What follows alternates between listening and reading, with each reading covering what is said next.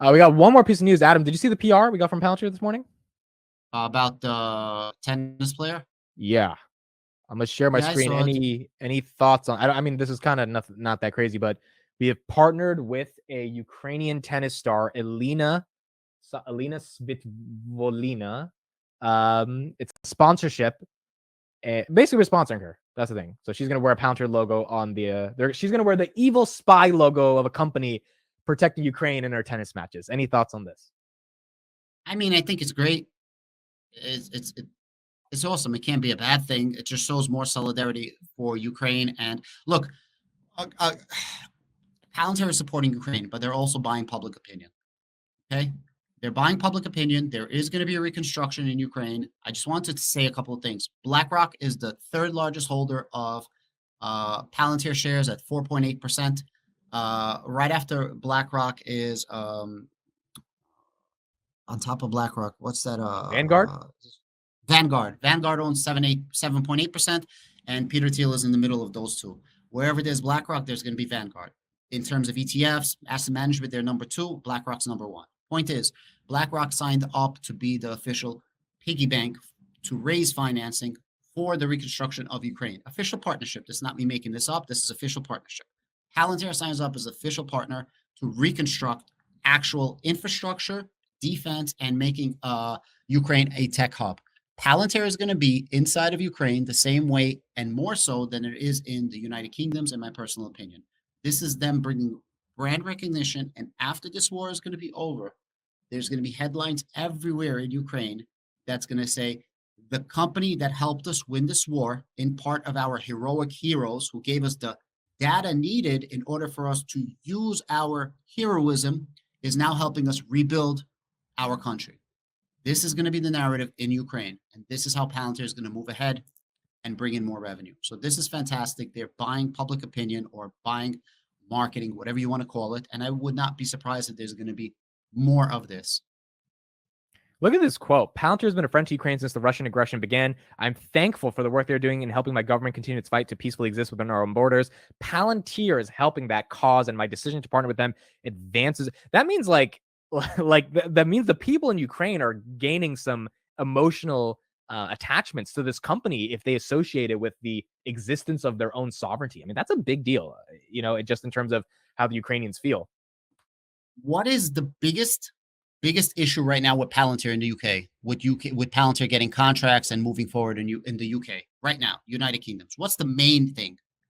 Public perception does not think this company is evil. Perfect. Or ethical. You can't hear me clap because the AI takes that out. I love it. I love it. The funniest thing. So yes, public perception. Now, imagine you have an economy of scale comparable to UK, because remember, there's going to be a lot of rebuilding, so it's accelerated, right, the economy. But the public perception for Palantir is not it's a spy company, it's Peter Thiel, it's Donald Trump, it's Republican Party. But the perception is this is the country that helped us win the war, that gave us our independence from the big, bad, evil Russians. And this company is now helping us not only rebuild, but giving us defense for the future and pushing us forward in the future to make us a technological hub for Europe. What will be the public perception? Spend, spend, spend, spend. Ukraine is going to be as big of, if not bigger than, UK for Palantir in the future, which is the second biggest market. And Ukraine has a lot of money to spend because they got to rebuild the whole country, unfortunately, right? And BlackRock is going to make sure that they get that money. Yeah, can you explain that? What is BlackRock doing in Ukraine? What are they trying to set up? So if you pull up BlackRock Ukraine. Yeah, I'll pull up. We'll read it. Oh, here we go. This is in coordination with JP Morgan, by the way. BlackRock's got their hands in everything, huh? They're like, where can I make money? Here we go. How do I make some fucking money? I'm really good at connecting dots. No, you are. You're one of the best on you. You're better than me at doing this stuff. You can see shit that people don't see as easily. Okay, so BlackRock and JP Morgan helped to set up Ukraine Reconstruction Bank. Fund aims to attract billions of dollars in private investment to assist in rebuilding projects in the war-torn country. What does that mean, private investments? I don't know. What does it mean, Adam? Private investments means that it's going to be investments not from the government. So it's going to mean that it's private. So let's say Amit's a billionaire and he wants to invest in the infrastructure of Ukraine, and he wants basically to invest in like a REIT, real estate investment trust, right? Something like that. But for this, that's how I'm understanding it. They're going to get private investors. The private investors are going to put up their money. This is to rebuild Ukraine. The private investors will get funds back, and that's the way it's going to work. Interestingly enough, BlackRock, by coincidence, owns 4.8% of Palantir. Now, Palantir is named the official partner of Ukraine's rebuilding in 3 sectors, right? Palantir, guys, Palantir is commercial, Palantir is government, military, non-military. So 3 segments. That is the easiest way of explaining what Palantir does. 3 segments of business. Ukraine's rebuilding, official from Ukraine. This is their official, like from the minister, not me making this shit up. They said Palantir is going to A, help us with the defense of Ukraine. B, they're going to help us with the infrastructure reconstruction of Ukraine. And C, they will help us build a better future to become a technological hub of Europe. 3 things. It's funny that Palantir is named partner and is going to do exactly the 3 things that they're doing right now. Commercial, government, government military. Defense is government military. Reconstruction of Ukraine and infrastructure is government non-military. And making them a technological hub of Europe is going to be the commercial side. Now there's going to be nothing that's holding them. So all these big corporations that are going to be rebuilt, that are so on and so forth, are going to be friendly to Palantir. Obviously, they're not going to take the huge everything share, but they're in prime position to benefit on everything because they're going to want to make them as efficient as possible.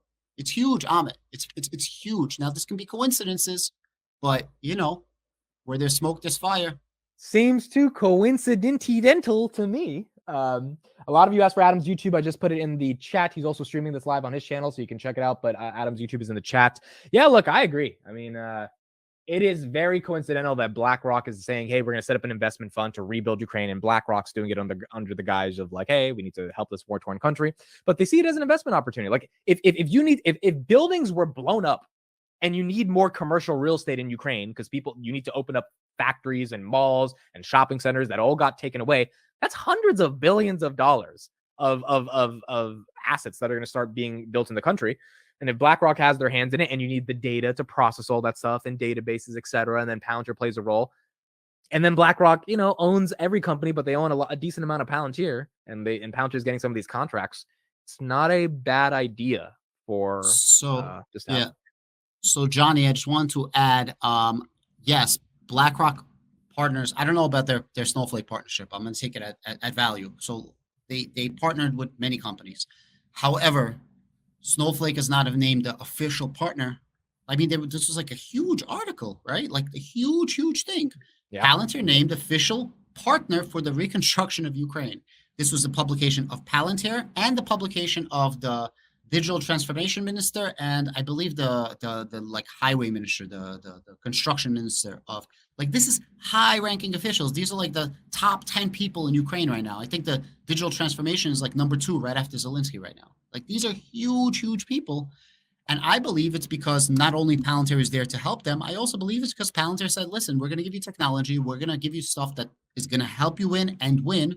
But when that happens, no more freebies. We got to be part of the reconstruction. This is what I think happened. That's why, Karp was there the next day, right? Like, he was the first and only CEO, if I'm not mistaken, who actually stepped foot in Ukraine, shaking hands. While everybody else is on the screen. Was not in Ukraine. Let's just put it like that, right? Slootman was not in Ukraine. So, yeah, that's why I think a lot of money is going to be going to Palantir. Could be completely wrong, but, Yeah, this was there you go. There you go. You can read it if you want.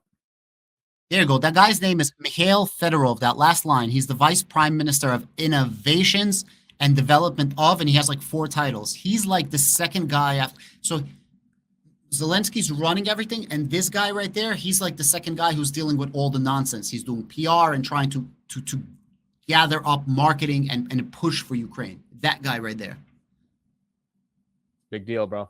It's a big deal.